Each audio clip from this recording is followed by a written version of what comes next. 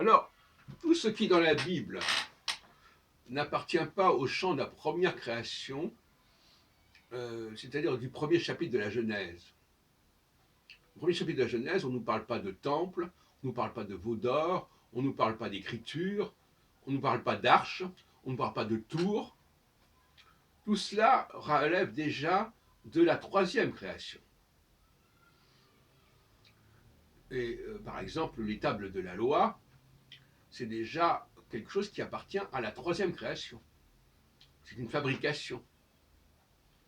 Ce sont des tables d'argile, etc., peu importe comment on appelle ça, tablette d'argile. L'exposition du la façon dont on doit fabriquer le tabernacle, puis la question du temple, c'est évidemment de la troisième création, sans parler, bien sûr, comme je l'ai dit, de l'arche de Noé ou du veau d'or. Donc là, on est dans le champ de la troisième création. La deuxième création, c'est celle finalement des bergers, par exemple, qui s'occupent des animaux.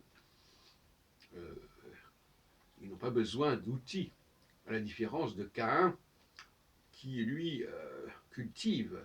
Le paysan, il a besoin d'outils, d'une charrue ou d'une pelle, enfin tout ce qu'on voudra.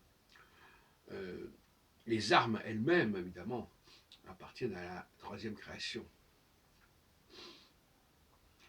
On voit donc la frontière assez clairement posée entre deuxième et troisième création, et on voit bien ce qui a été ajouté à l'Ancien Testament par des gens qui appartenaient à la troisième création.